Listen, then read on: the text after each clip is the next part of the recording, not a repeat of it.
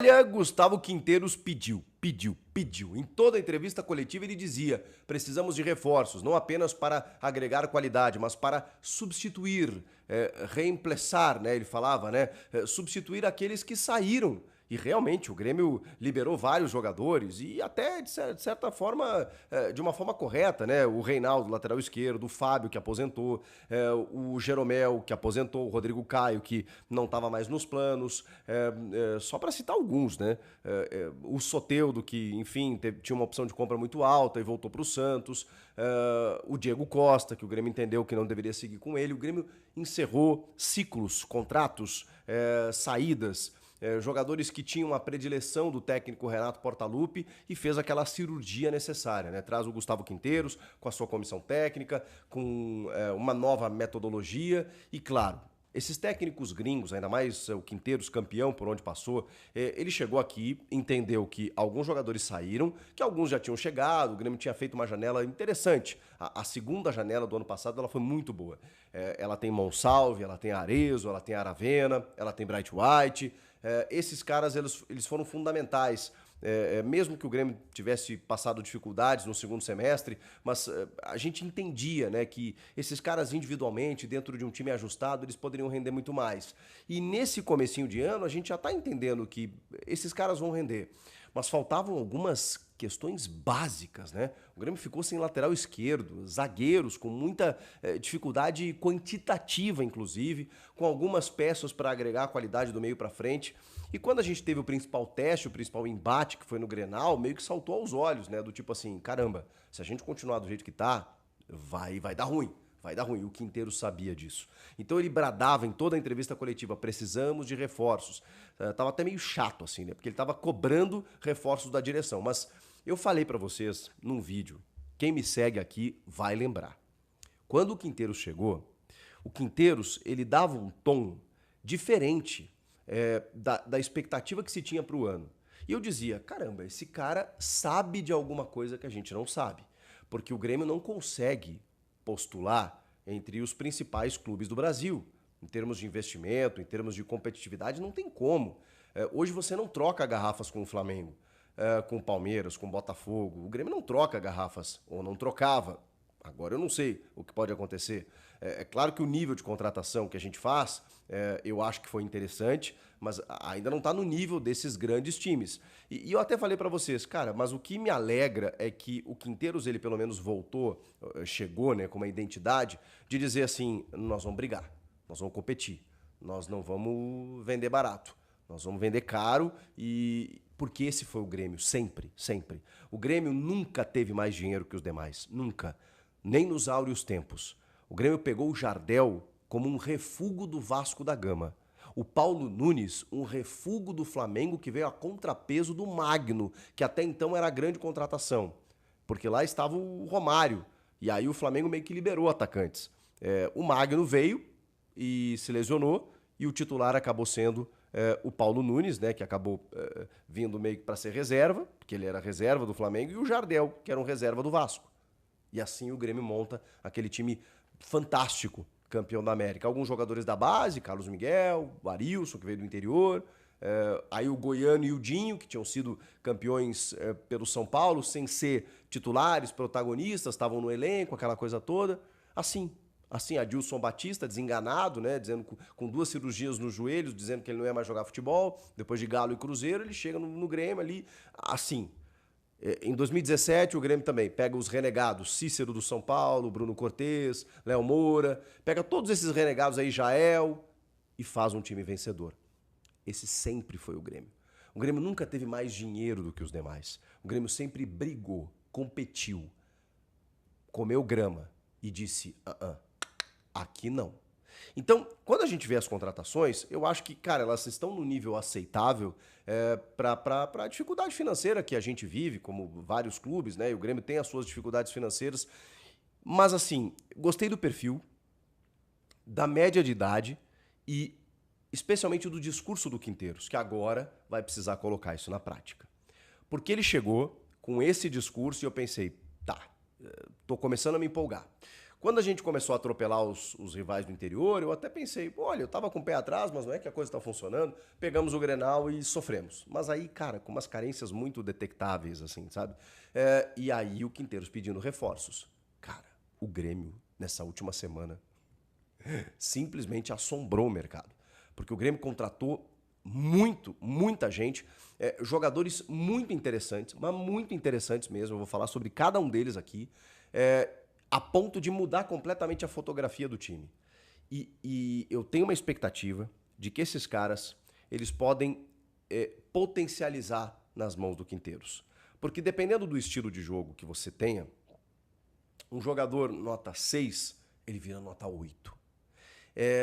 A gente está vendo o que está acontecendo com o Edenilson, que não jogava aqui, que de repente está ganhando um outro status. A gente está vendo que o Arezzo e o Monsalve, por exemplo, com mais sequência, eles podem render muito mais. A gente está vendo o Bright White, que se tiver um time jogando para ele, ele vai fazer a diferença. A gente está vendo um Cuejar, que foi uma baita aposta da diretoria, junto do Vila Sante, que pode começar a corresponder pela qualidade técnica que tem, pela experiência especialmente. Vamos lá então, Lucas Esteves, lateral esquerdo. O Grêmio tem lateral esquerdo, jogador de 24 anos que disputou o último Campeonato Brasileiro pelo Vitória, foi muito bem inclusive. O Grêmio pagou 6 milhões de reais. Teve todo aquele rolo, né, do Grêmio pagar a multa, aí depois o Vitória tentar se valer de uma cláusula, recusando a multa, pagando um valor, né, de 100 mil dólares, acho que para o jogador, para tentar segurá-lo. Ele foi na justiça, deu um imbróglio, mas Grêmio e Vitória se acertaram. E aí, até pela vontade do jogador, né, de vestir a camisa do Grêmio, o negócio foi efetivado, ele foi anunciado, foi inscrito no BID e pode inclusive jogar já com a camisa do Grêmio neste sábado, uma loucura. Ele já está regularizado, o Lucas Esteves. O Grêmio contratou outro lateral esquerdo, mas que também faz a função de zagueiro, que é o Luan Cândido. Surgiu muito bem na base do Palmeiras, depois foi vendido, chega para o Leipzig, né? Chega ao Bragantino, chega bem no Bragantino, numa época mais interessante do Bragantino, não essa agora, inclusive sendo um lateral ofensivo. Depois ele vai voltando algumas casas, assim, vai jogando mais como um zagueiro, ele pode jogar como zagueiro, pode jogar como lateral. Eu já vi ele na bola aérea ofensiva fazer muitos gols, inclusive. Ele tem 24 anos também. Pode fazer a lateral esquerda, como eu disse. O Grêmio agora tem 2 laterais esquerdos, mas também é um zagueiro que pode atuar pelo lado esquerdo, ou seja, um zagueiro canhoto, que é raridade, né? Ele está emprestado até o fim de 2025. O Grêmio também contratou o Camilo Reigers, né, que estava no futebol russo, jogador que passou pela Ponte Preta, chegou a disputar também Campeonato Brasileiro pelo Cuiabá, estava lá 1 ano e meio mais ou menos, por conta da guerra voltou, é brasileiro, tem 25 anos, ele é volante, vem livre de custos apenas pelo salário. Então, 6 milhões de reais o Lucas Esteves, o Camilo livre e o Luan Cândido empréstimo até 2025. O Grêmio deve ter pago algum valor por esse empréstimo, talvez até tenha uma opção de compra ou não, confesso que eu não tenho mais precisamente essa informação. O belga, natural de Gana, na verdade, naturalizado, o belga Francis Amuzu, ponta esquerda, né? 25 anos, o Grêmio pagou 1 milhão e 200 mil euros, cerca de 7 milhões de reais. Ele passou praticamente a vida inteira no Anderlecht da Bélgica, voltando aqui um pedido do técnico Gustavo Quinteiros, bem avaliado por ele, para ser um ponta pelos lados do campo. O Grêmio perdeu o Gustavinho no ano passado, o Pavão agora até teve uma lesão muscular, vai ficar uns dias fora. Tem usado o Edenilson por um lado do campo, o Aravena tá sendo questionado, especialmente pelo seu poder de definição. Então temos aí o Francis Amuzu. É um Grêmio europeu também, de certa forma. Wagner Leonardo, o Grêmio comprou, o Grêmio conseguiu o lado esquerdo do Vitória, né? Lucas Esteves, lateral, e Wagner Leonardo, capitão do Vitória, zagueiro, 26 anos, ao preço de 4 milhões e meio de dólares. O Wagner Leonardo, até por ser um zagueiro canhoto, estava muito bem cotado, inclusive pelo Grupo City, para jogar no Bahia, entre outros clubes que estavam interessados no seu futebol. Isso também facilitou pela negociação com o Lucas Esteves, né, porque Grêmio e Vitória estavam definindo ali o que fazer e tudo mais, e o Grêmio conseguiu adquirir mais um jogador do Vitória. rapaziada do Vitória não tá muito feliz com o Grêmio nesse momento, né? Eu digo os torcedores, mas é aquela lei de mercado, né? 26 milhões de reais, o Grêmio conseguiu investir, precisava de um zagueiro, tinha provavelmente isso engatilhado, porque o Quinteiros já tinha essa perspectiva de que até sexta-feira o Grêmio anunciasse um zagueiro, precisava, ele conta com apenas 3 no elenco, Rodrigo Eli, Gemerson e Gustavo Martins. O Natan Felipe ele desconsiderou e o Vierre, que é da base, né, tá jogando improvisado como lateral esquerdo. Ele nem contou como zagueiro. Então, ele disse, temos 3 zagueiros, precisamos de 1 ou 2 zagueiros urgentemente. E chega o Wagner Leonardo. Surgiu muito bem no Santos, depois ele oscilou, um Santos com algumas dificuldades, ele também teve algumas dificuldades técnicas, e ele faz uma grande temporada no Vitória. Ele vai muito bem no ano passado, é um jogador ainda de uma boa idade e muito bom na bola aérea, líder, capitão, cara de liderança. Esse é o zagueiro que o Grêmio contratou, Wagner Leonardo. Se despediu do Vitória e os torcedores estão lamentando a saída dele, o que indica muito sobre a contratação que o Grêmio fez. Christian Oliveira. Kiki Oliveira, 22 anos, ponta também, seleção uruguaia, jogador que veio do futebol dos Estados Unidos ao custo de 4 milhões e meio de dólares da mesma maneira, 26 milhões de reais, todos esses valores parcelados, tá, gente? Muitas vezes o Grêmio dá 1 milhão de euros agora, 1 milhão de dólares agora, daqui a pouco em 2026 dá mais 1 milhão de dólares, são contratos longos, né, de 3, 4 temporadas, então assim, normalmente é assim que funciona. O Grêmio achou petróleo e tal, o que está acontecendo? Eu já vou explicar de onde vem esse dinheiro que o Grêmio está utilizando nessas contratações. E aí tem os outros que já estavam por aqui, né, como o João Lucas, de 26 anos, que é lateral, que veio do Santos, estava emprestado para o Juventude no ano passado. O Cuejar, de 32 anos, veio livre de custos, né, do futebol da Arábia Saudita, ele não estava no Al Hilal agora, né, ele estava no esqueci o nome do time que estava o Cuejar agora recentemente. E o Volpe, né, o Thiago Volpe, que veio do futebol mexicano, também livre de custos aos 34 anos. Olha só, gente.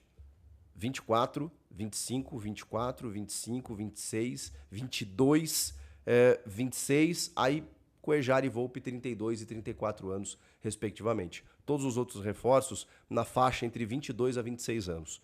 É uma média de idade muito boa que o Grêmio está contratando.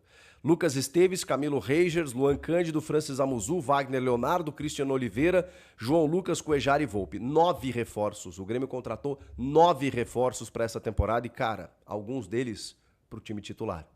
Cuejar vai ser titular, Volpe eu imagino que vai ser titular, Lucas Esteves vai ser titular, Wagner Leonardo vai ser titular, e aí Cristiano Oliveira e Francis Amuzu, eu acho que podem disputar muito posição aí para serem titulares. Cara, que loucura, que loucura.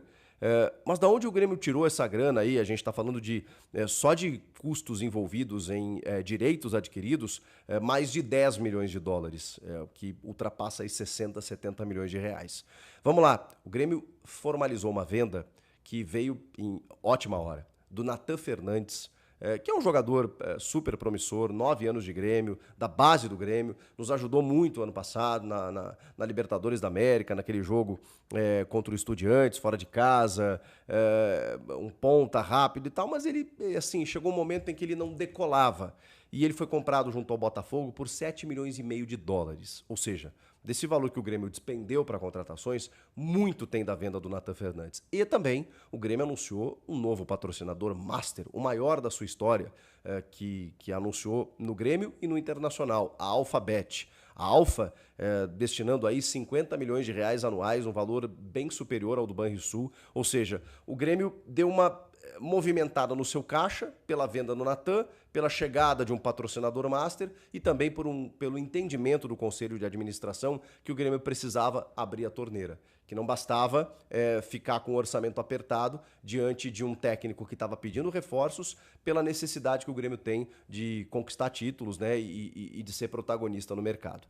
Então, assim, gente, muita gente nova, muita gente boa, interessante. Você olha o nível de contratação aqui, você pensa assim, cara, sei lá, não é um elenco como o do Flamengo, como o do Botafogo, que contratou para ser campeão brasileiro da Libertadores, do Cruzeiro, né, com Gabigol, Dudu, não são nomes muito badalados, mas são nomes bem interessantes, que se bem trabalhados, potencializados pelo técnico, se tiver um time funcionando, esses caras vão render demais.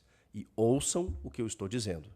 O Grêmio ele não contrata jogadores consagrados. Nunca na sua história fez isso. O Grêmio pegou jogadores interessantes de outras equipes e levantou esses caras com um time aguerrido, competitivo, bem ajustado, que sempre bateu nos maiores. Sempre. Essa sempre foi a história do Grêmio. Então, Quinteiros, agora é contigo.